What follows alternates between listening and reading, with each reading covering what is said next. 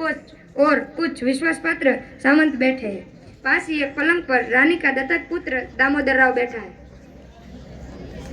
झांसी के वीरों, अंग्रेजों की विशाल सेना ने झांसी को चारों ओर से घेर लिया है। हमारी सेना के अनेक योद्धा वीरगति प्राप्त कर चुके हैं। कुछ सरदार अंग्रेजों से जा मिले हैं।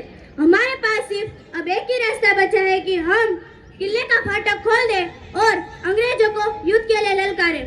हमारी सेना के लिए प्राणों का बलिदान देने का अवसर अब आ चुका है। रानी माँ, झांसी के लिए हम अपने प्राण न्यौछावर करने के लिए सदैव तैयार हैं। हम दामोदर राव की सुरक्षा का प्रबंध भी कर लेंगे, लेकिन जानबूझकर अंग्रेजों की सेना के सामने जाकर अपने प्राण देने में कोई समझदारी नहीं है। उचित तो यह होगा कि हम किसी भी तरह किले से बाहर निकलकर सेना को संगठित करें। मैं आपकी योजना से सहमत हूँ, लेकिन अंग्रेजों की इस सेना का घेरा तोड़कर किले के बाहर निकल पाना आसान नहीं है। आप तो जानती हो कि अंग्रेजों के भेदिए महल के भीतर भी है। ये गद्दार हमारी छोटी छोटी बातें अंग्रेजों तक पहुंचा रहे हैं।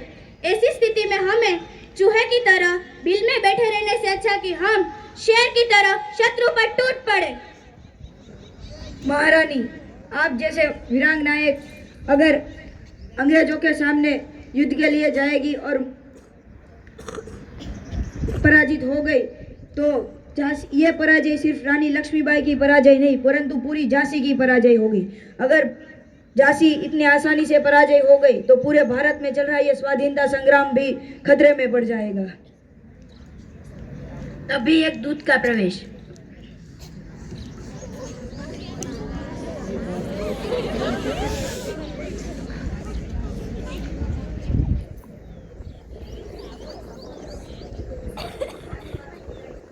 कहो दूत, क्या समाचार लाए हो? रानी माँ, अंग्रेजों ने किले को चारों ओर से घेर लिया है। चारों ओर से सैनिक खड़े हो गए। वो आपको जिंदा पकड़ना चाहते हैं। दूत, तुम जाओ, घटनाओं पर कड़ी निगाह रखो। दूत तेज कदमों से चला जाता है। नाना साहब, मैं किसी भी हालत में अंग्रेजों की बंदी बनना नहीं चाहती हूँ। मैं झांसी की रक्षा करते करते शहीद होना पसंद करती हूँ। आप आदेश दें, हम अंग्रेजों पर टूट पड़ना चाहते हैं। तभी नारी सेना की सेनापति झलकारी बाई का प्रवेश होता है। लक्ष्मीबाई के हमशबर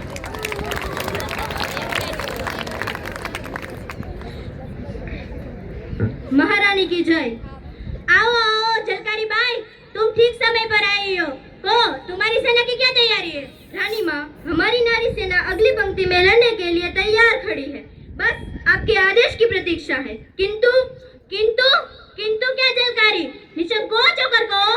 गुस्ताखी माफ करे रानी माँ, मुझे यह निर्णायक युद्ध लड़ने के लिए आपके वस्त्र, पगड़ी और कलगी चाहिए। लक्ष्मीबाई मुस्कुराकर, ठीक है झलकारी, तुम्हारी इस इच्छा अवश्य पूरी होगी। लक्ष्मीबाई कक्ष में जाती है और एक थाल लाकर झलकारी को देती है। झलकारी उन्हें झुककर प्रणाम करती है।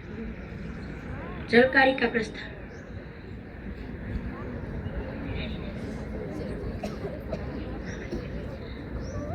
देखा आपने, अब अधिक सोचने का समय नहीं है, मैदान में उतरने का समय है। नाना साहब कुछ कहना ही चाहते थे, तभी झलकारी बाई रानी की वेशभूषा से सजकर प्रवेश करती है। सब लोग उसे देखकर आश्चर्य में पड़ जाते हैं। अरे झलकारी बाई, तुम तो हूबहू रानी लक्ष्मीबाई जैसी लग रही हो। हाँ, आप ठीक कह रहे हैं। मेरा और रानी माँ का हमशक्ल होना शायद आज ही सार्थक हो सकता है। तो झलकारी बाई बताओ, तुम्हारी योजना क्या है? मेरी योजना यह है कि मैं किले के मुख्य द्वार पर अंग्रेजों को उलझा कर रखूं, जिनसे उसका पूरा ध्यान मेरे पे बना रहेगा। वो मुझे रानी समझकर घेरने का प्रयत्न करेंगे। तब तक रानी माँ दामोदर सहित वीर सैनिकों के साथ किले से दूर निकल जाएंगे। लेकिन झलकारी बाई, मैं तुम्हें जानबूझकर मौत के मुंह में कैसे जाने दूं? रानी माँ, आपने हमें सिखाया है कि वीरांगनाएं कभी मौत से नहीं डरती। हम अपने प्राणों का बलिदान देके भी झांसी की रक्षा करेंगे। झलकारी बाई ठीक कहती है महारानी, आप देर मत कीजिए और झलकारी बाई जैसा कहती है वैसा कीजिए। महारानी की जय। झांसी अमर रहेगा जयघोष करके झलकारी बाई का प्रस्थान।